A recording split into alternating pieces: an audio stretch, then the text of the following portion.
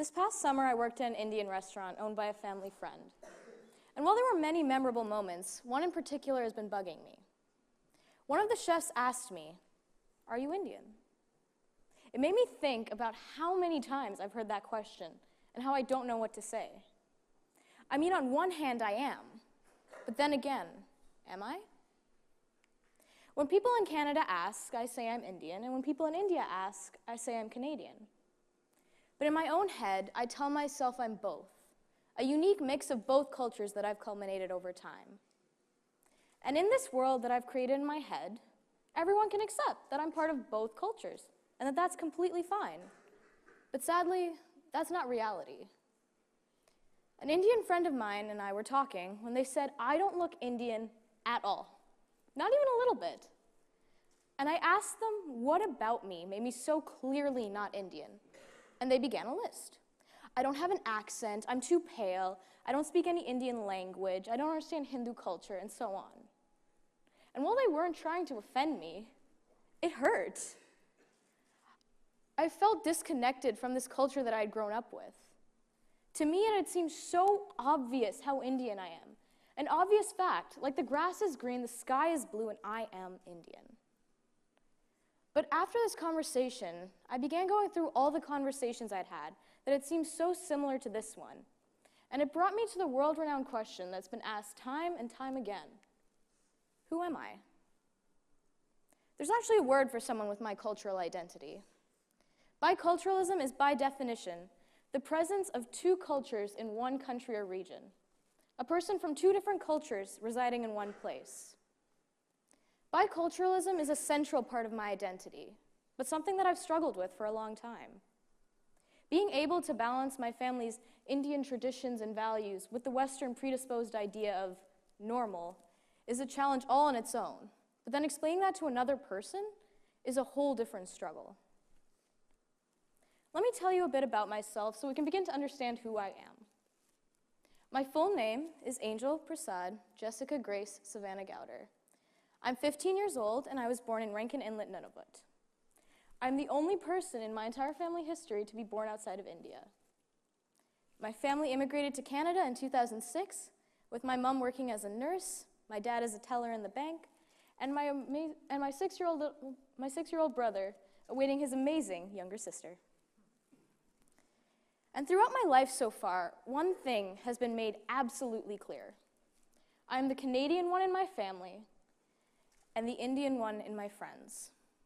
Where I couldn't relate to my friends about anything that they considered essential, like eating dinner at 5:30 or 6 where my family ate at like 9 or 10. Where I didn't understand most cultural references or memes. You can ask my last roommate, Lilia, who tried many, many times to try and educate me. But the thing was, I couldn't relate to my family either. Where my brother magically develops an Indian accent every time we go to India, there's me wondering why aunties are pinching my cheeks, asking me to say stuff in Kannada in my ever-present Canadian accent.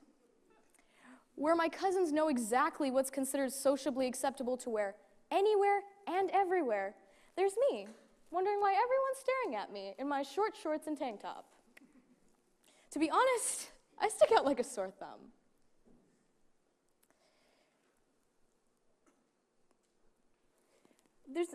Actually, when I was in 6th grade, my mom still packed my lunches, and for the most part, it was sandwiches, the occasional soup. But one day, she decided to pack me idli and chutney. I know, it's absolutely horrifying. I'm just kidding, of course. I mean, come on, does this not look delicious? I think so, and so did my 11-year-old self. My 11-year-old self just didn't want to take this to school. I remember fighting with her that morning, saying that I didn't want to take it, that the other kids were going to make fun of me. And she gave me the classic mom response. Let them make fun of you. They're not the ones eating your food now, are they? And so, I reluctantly went to school, highly aware of what was in my bag. In fact, I was so stressed out and anxious, by the time lunch came around, I wasn't just thinking someone was going to make fun of me. I was sure someone was going to make fun of me. So when the lunch bell rang, I sat down at my desk and pulled out my lunch, and no one said anything. I slowly started eating, and no one said anything. And slowly but surely, the tension began to leave me. And that's when it happened. Ew, does your food have mold in it? And I understand this isn't necessarily a hurtful comment, but for an 11-year-old who's been high-strung all day, it was the end of the world. I began crying, which of course brought more attention, and one very unhelpful comment of, "Oh my gosh, your food has mold on it? That's so cool," which brought more tears. After everything was said and done, I said I was okay, but 4 years later, and I still remember that day perfectly. Growing up, it was always easier to forget that I was different than everyone else. For the most part, my friends never saw my skin color or my culture. But every photo day, every dress-up day, I'd show up in my colorful chudidar with my jewelry, and I felt those stares. I felt so watched, like a fish in a glass bowl. In fact, eventually I became so self-conscious about it, I just didn't want to wear it anywhere. But it wasn't always like that. When I was younger, me and my brother had this tradition. In our living room, we have a speaker, and my brother would pull out his iPod, because he was a loser who didn't have an iPhone, and he'd play music, specifically One Direction, and to be even more specific, You Don't Know You're Beautiful, which is one of my favorites. And I'd run, and I'd go put on this special outfit, and I'd just dance. I didn't care that my brother and my family were watching. I didn't care that they probably have videos of this somewhere on their phones. I just didn't care. That feeling of joy and exhilaration that I got when I danced was something that was later taken away from me as I grew up and I began to experience the world around me. I've come to terms with who I am because, let's be honest, I'm a pretty cool person who comes from a beautiful and diverse culture. But how do you navigate in a world that's constantly trying to tell you who you are? For me, it helps to know that I'm not the only one.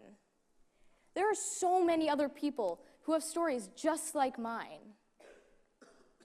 Mina Alexander was an Indian-American writer and poet who wrote about identity and multiculturalism. From growing up in riches in India to moving to poverty in Sudan at the age of 5 and eventually immigrating to America as an adult, it makes sense that she felt this cracked sense of identity. In her memoir of Fault Lines, there was one line in particular that got to me. But questions persist. Where did I come from? How did I become who I am? How shall I start to configure my I as other, image this life I lead, here, now, in America? That feeling of never truly knowing who you are is familiar, because it's what I grew up wondering. If there's anything I wish someone would have told my even shorter 11-year-old self, it would be this. Culture is never something that can be forced on you. Culture is a choice, and it means what it means to you. And it is never up to anyone else to try and tell you who you are or where you come from. Deciding where you come from and who you are is a choice and a power that will forever be yours. But the second you let someone else take that away from you, tell you who you are, how you should be, because let's be honest, there is no right way to be who you are. But the second you let someone take that power away from you, you lose that. So be proud of who you are. Be proud of where you come from, and make your culture your own. When I started writing this talk, I began to realize how many people around me actually experience this feeling. In TV, in movies, in my friend group, on websites. And it's comforting to know that I'm not the only one who feels this, that I'm not the only one, that I'm not making it up. And so I hope something I've said today has reached someone else out there, and you know, you're not alone. And sometimes, I still don't know who I am. I'm still figuring it out. But every day, I become more sure of who I am. And so, in closing, I'd like to say something for myself. My name is Angel Savanagouder, and I'm Canadian and Indian. Thank you.